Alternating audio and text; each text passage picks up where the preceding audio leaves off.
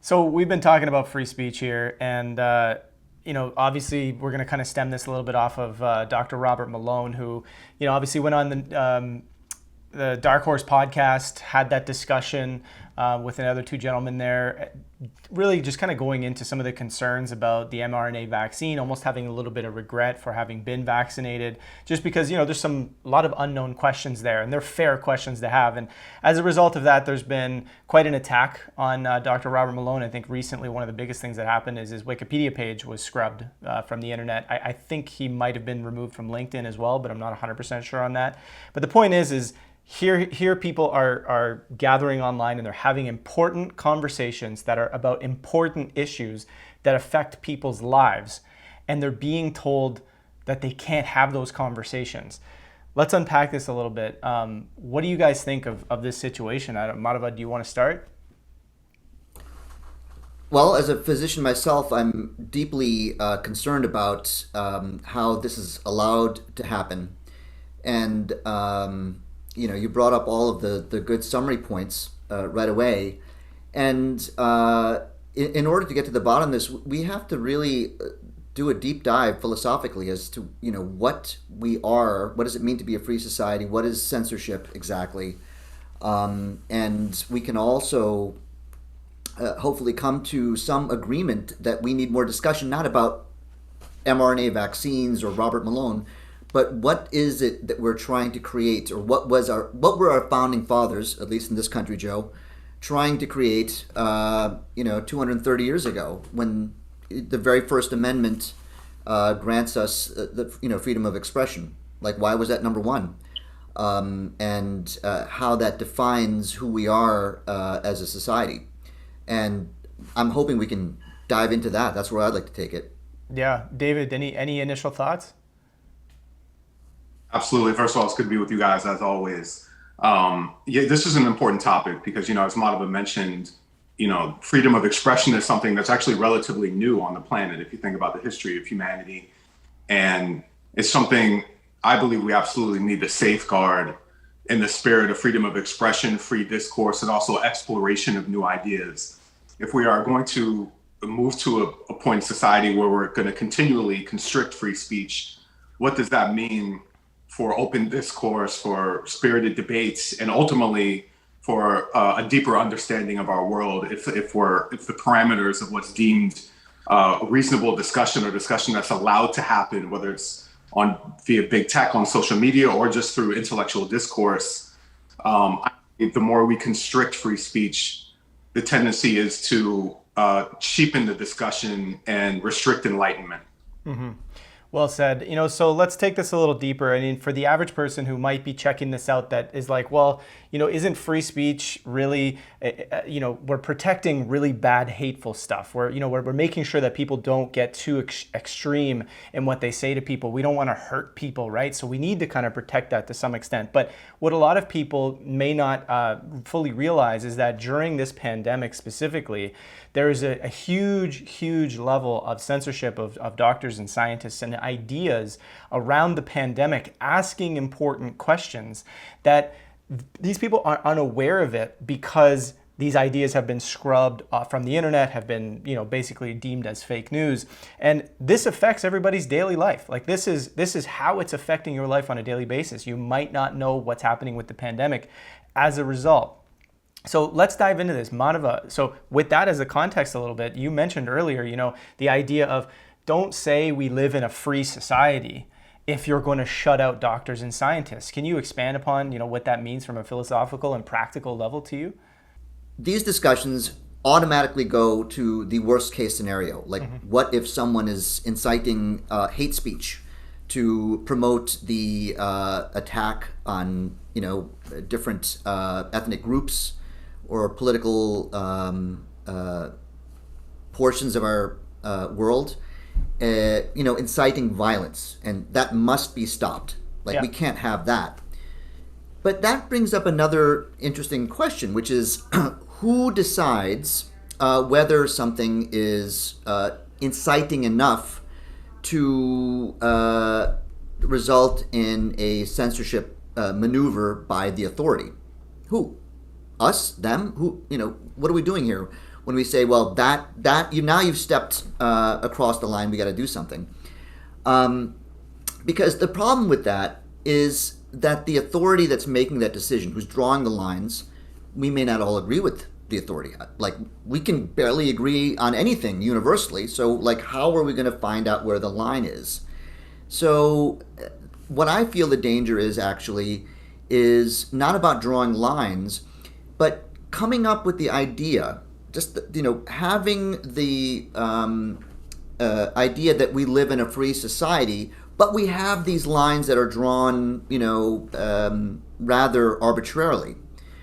And the reason why this is important, for example, is that let's all agree that we don't want we don't want anyone to be inciting violence against someone else.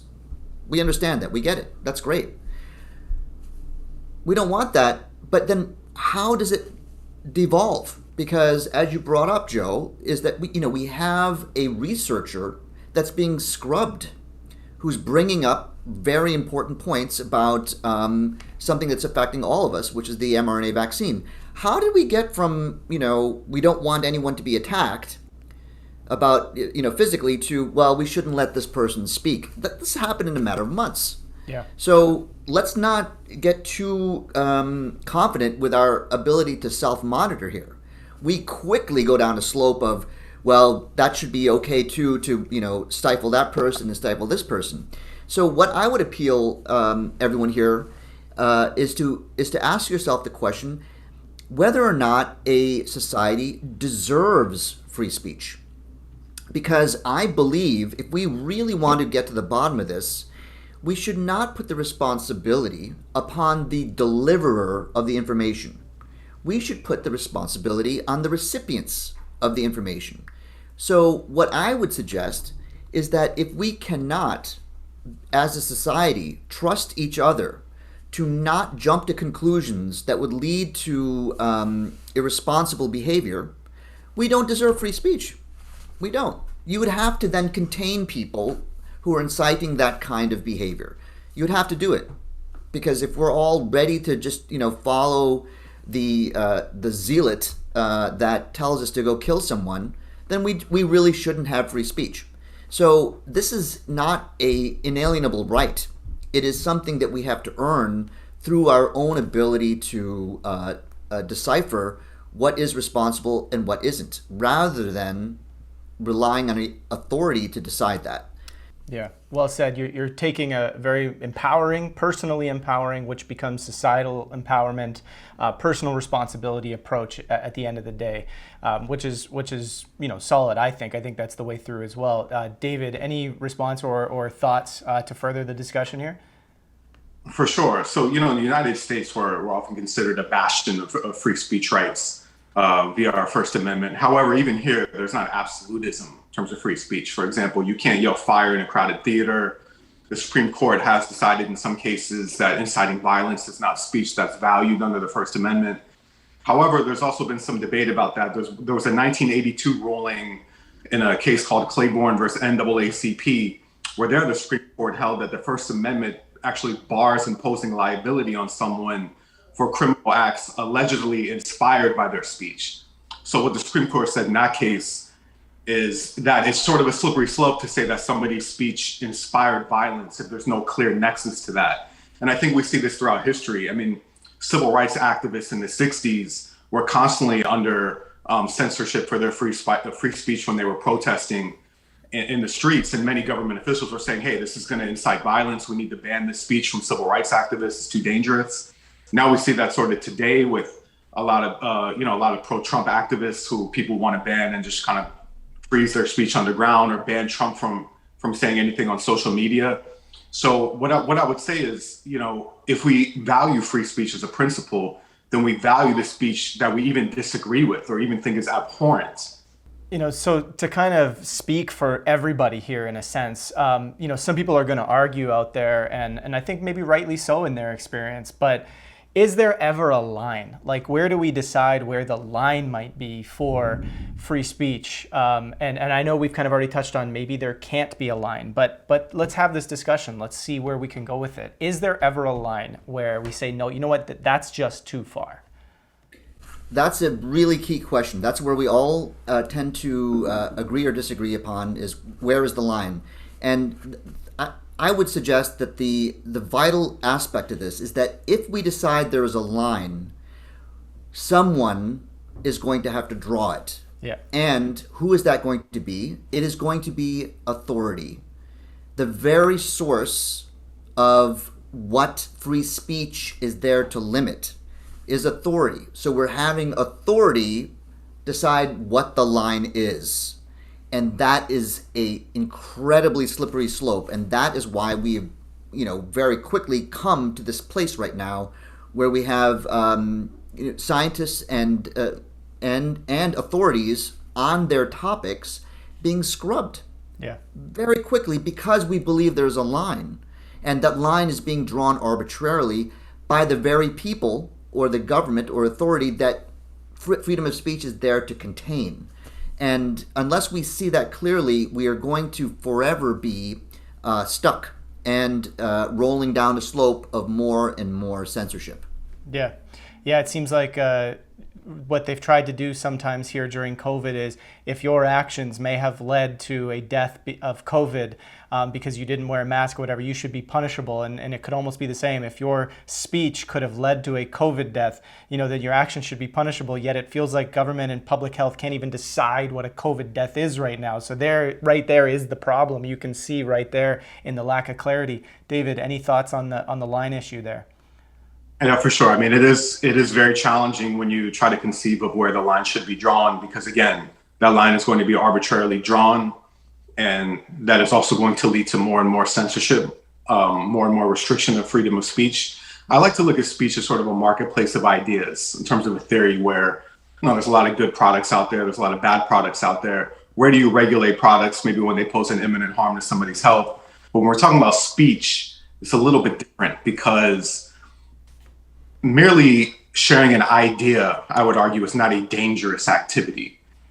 But purposely sharing ideas that maybe incite mass shootings, it's a little bit different. And I think there can be a reasonable argument there in terms of where the regulation should be.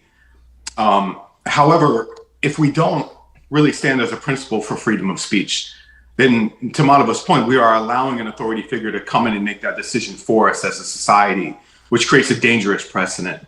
At the same time, I do think we have to sort of audit the quality of our discourse. I mean, in America, for example, I think it's a fair statement to say that the quality of our discourse has kind of experienced a downward spiral. I mean, we are now engaged in a lot of discussion that's very caustic, divisive, and polarizing.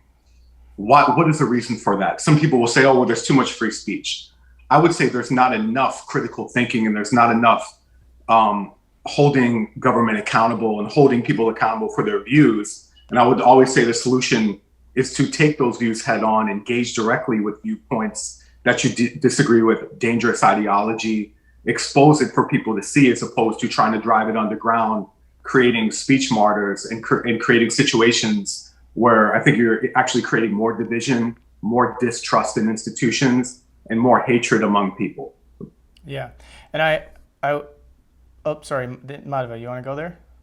Yeah, well, this is something to consider because the study reports we've talked about cryptocurrency recently, and the cryptocurrency is the solution to a centralized system of value exchange, right? We're putting the responsibility in the people who participate in the economy to rectify the record of who has what. That's the way around it. And it's a very similar thing that's happening right now with the exchange of information. Rather than having a centralized system that decides what is and what isn't, we have to put the responsibility in the power in the recipients of the information as opposed to the transmitter. So I think that's something really interesting to consider for all of us philosophically, is that if we want to have a self-managing sovereign system that grants all of this independence to its participants, the participants have to rise up, and they have to step up and do the right thing in terms of discernment. Yeah. So I don't know if that's something worthy of exploration. But that's how I see it. Indeed. And I Yeah, think, follow up real quickly with that. I agree with that. However, with that comes great responsibility, right? To be truly independent, sovereign means you're taking immense self-responsibility. So in the vein of free speech, then what are we going to do with that immense responsibility of freedom of expression and freedom of speech? Are we going to use it to expand critical thinking and make legitimate inquiry and investigation into authority and government activity and expand our views of how we understand the world? Or are we going to use it to continue to create division and hatred, misinformation, and purposely sort of cheapen the conversation? So I'd actually argue within the vein of that, we are the drivers of it, both in terms of what we stand for as a principle, what we value in society, and the quality of our own discourse. So it's great that we have freedom of speech, and I think we should continue to safeguard that. But that means we have to take the responsibility to do something great with that freedom of expression.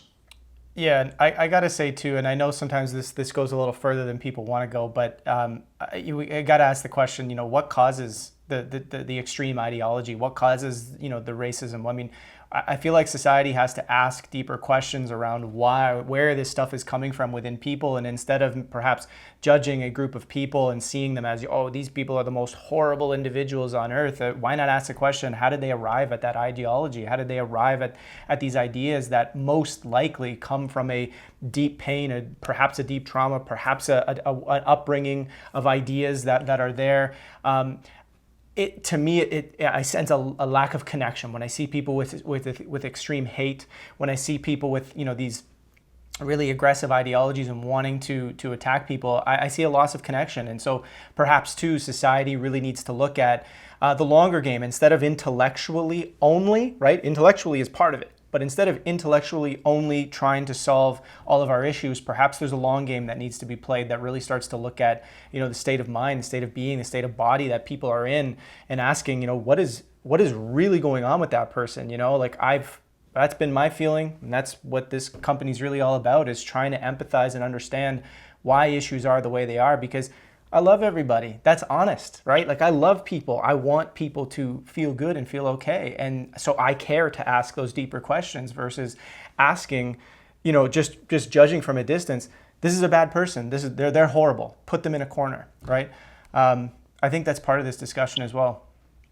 Joe, I'm really glad that you just brought all of that up because this leads to something back towards censorship. Is why are these extreme views seeming to emerge?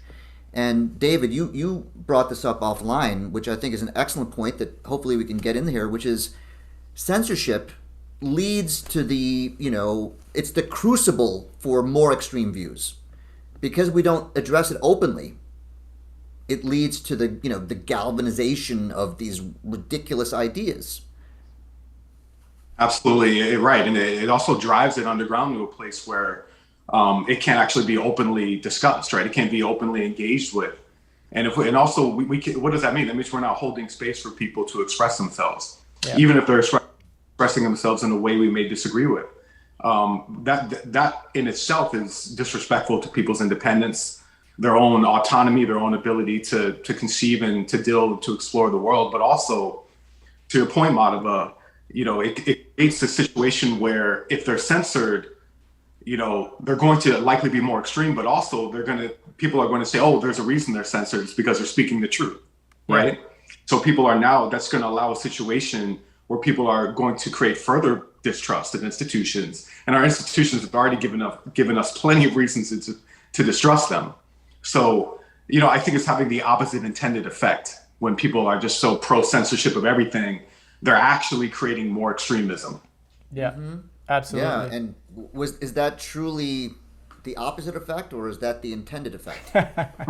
That's a fair question. It's like you take a child who's crying or who's upset with something, and you can't say that. You just stop crying, go in the corner, go to your room, blah blah blah blah. And what you start to see in the trauma world is that child starts to not know how to process those feelings and those emotions. They're told that it's not okay to have those feelings and those emotions. And what ends up happening? That person now gets this pent up energy. Their nervous system, their body starts to respond and change, and their brain starts to rewire to, I now have to hold everything in. And that gets pent up over time and creates an unhealthy body and unhealthy mind to some extent. Now, we're seeing the same thing happen. That same authoritarian, no, you can't do that, blah, blah, blah, happens with the speech. And it alludes to exactly what you guys are talking about, which is the idea that you tell these people, no, you can't say this, go in a corner over here. We've now not acknowledged them. We've treated them in the same way we treat children, which ends up in a situation where we're not really being able to have a healthy expression. I think, David, you just mentioned that, healthy expression. So this is key. I mean, these are sort of fundamental ideas in the way we see ourselves and see each other and the way we function that we almost need to readdress. Yeah. Do you know what happens to those children, guys? They start alternative media platforms. Yeah. That's it.